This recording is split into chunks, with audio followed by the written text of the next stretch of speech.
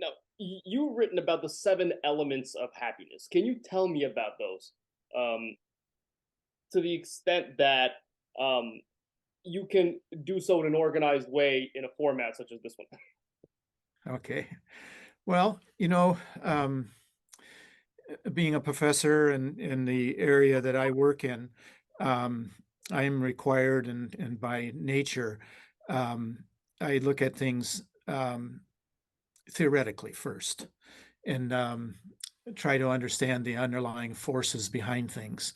But I wanted, um, when written about happiness, I was writing largely for my students, who I've been a professor for 47 years, so I've seen everything.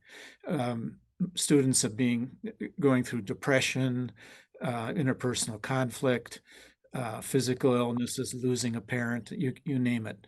And I wanted to um, develop a theory-based um, set of criteria that people could look at and develop their own path to happiness.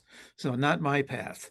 And when I generated the 7 things, um, they were just seat of the pants and somewhat also following the um, basic research too, that I gleaned, which is often done in a very atomistic sense. Somebody will study one thing often, but looking across the literature, I wanted to have a set of ideas and feelings that people could draw upon, but then could put themselves in place of those and see if they're relevant for them, and if they are, to develop that and develop their own pathway.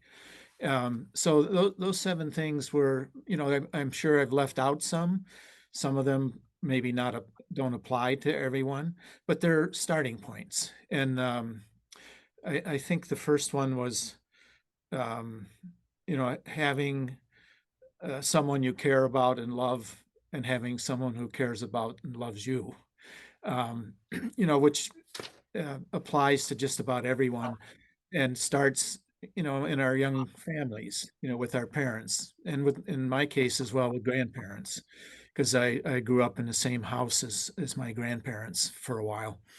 And then siblings and friends and so on. That's the starting point, and that's one of the 7.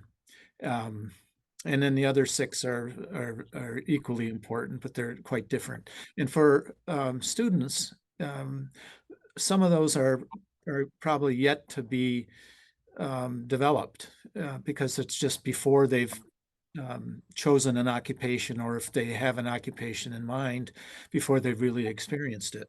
So I know the second one had to do with a career or work as a calling. So that's work is not just something to make money and be able to provide you with resources to do other things that you might want to do, but in and of itself, work can be deeply satisfying. And of course, students are in school to kind of find out what that future is going to be. So it's hard to probably imagine that and talk about that um, for a 22-year-old student. Although they're certainly looking forward to that. But work can be a sense of calling. I use that just as a figure of speech, and that means enjoying what you're doing so much, wholeheartedly, that you really love to do it, and you can't wait to get back to it, or it's a part of you. It's not something that's segmented and and separate from the rest of your life.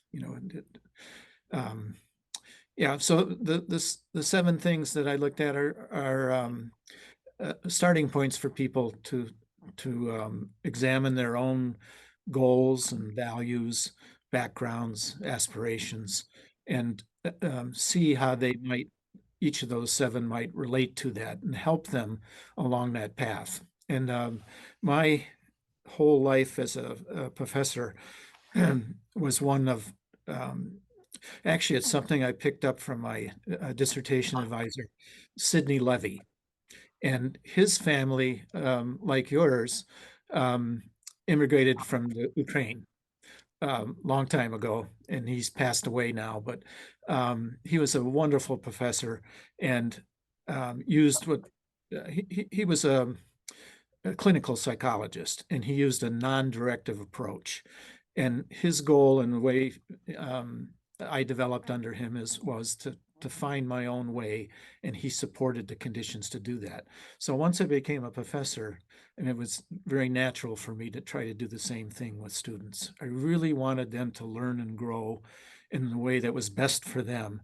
And I wanted to avoid being overly directive and giving them templates or rules that might have applied to me or other people, but maybe not to them.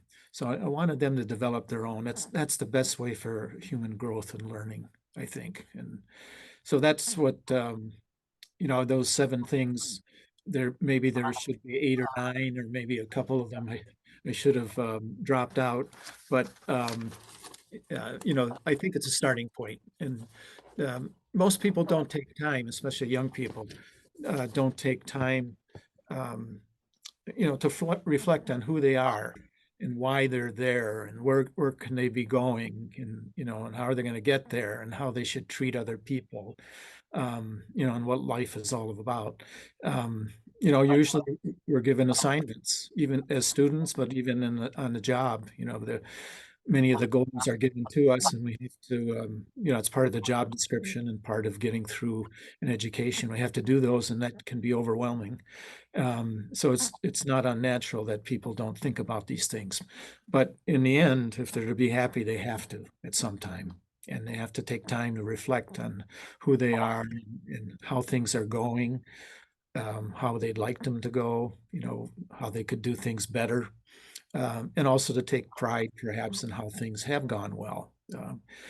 So that's has been my kind of philosophy. And I know it's different. There are, if you look at coaches, and I had many coaches growing up playing sports who were very dogmatic, authoritarian, and very directive. And that was their style. That's what they believed that human nature was that way and required people to be pushed. And I came from the opposite tradition. So um, Sidney Levy, my um, great professor, I owe everything to. My parents, they were very nurturing. So that's the kind of environment I try to use in the classroom and in one-on-one with my students. Yeah. Which means it's not about me, it's about them. It's to help them to grow and become the person they can be.